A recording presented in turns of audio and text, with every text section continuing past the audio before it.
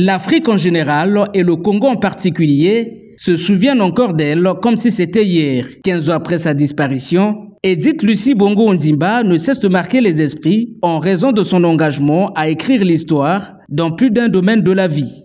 C'est d'ailleurs l'objet de ce colloque international, désormais consacré à la mémoire de la fille aînée du président de la République du Congo et épouse de l'ex-président gabonais. À sa première édition, tenue ce 13 mars à Oyo dans le département de la Cuvette, à l'initiative de la Fondation Edith Lucie Bongo Ondimba, le magazine Brunt et les éditions L'Harmattan Congo, de nombreuses réactions ne se sont pas fait attendre pour appeler à la pérennisation de ses œuvres. Je me contente simplement de formuler le vœu de voir ce colloque devenir une tradition et ses actes publiés.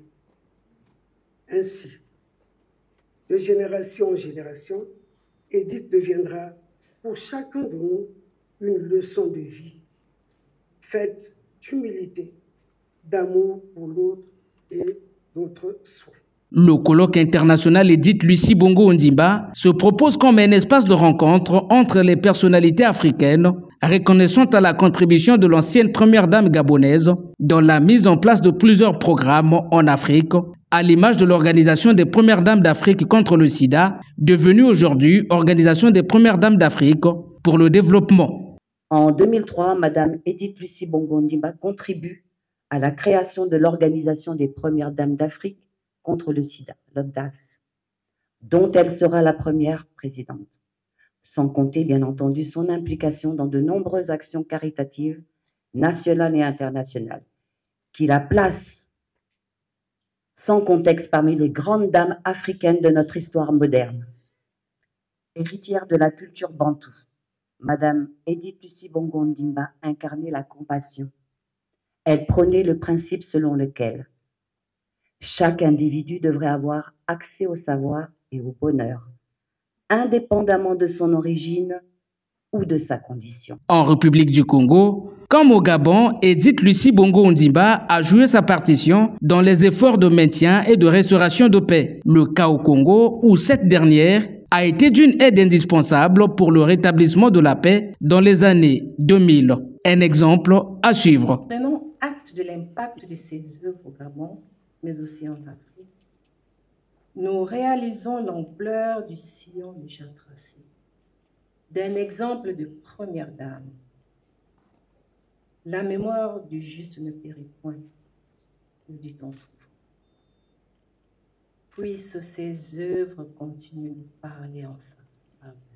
Entre hommage et témoignage, l'acte premier du Ciel Beau n'a privé aucune composante de la parole. Parents, amis et connaissances, tout le monde a donc usé de ses propres techniques afin de témoigner de sa gratitude à l'égard de celle qui restera à jamais gravée dans les mémoires. Le thème de notre colloque, Femmes, Humanité et Engagement 15 ans après, s'associe particulièrement avec l'héritage de Madame Edith Lucie Bongo Ondimba, qui croyait fermement en la capacité des femmes à apporter des changements positifs dans la société à travers leur engagement pour des valeurs d'égalité, d'équité, de compassion et de justice sociale.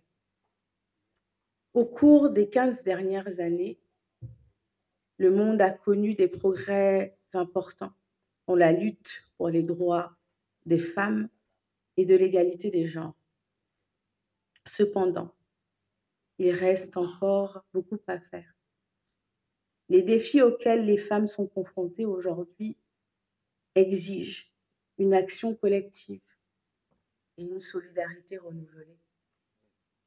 Ce colloque offre à cette auguste assemblée une précieuse occasion de réfléchir sur ces défis, d'échanger idées et expériences et de renforcer cet engagement pour un avenir où chaque femme et chaque jeune fille pourra développer son plein potentiel.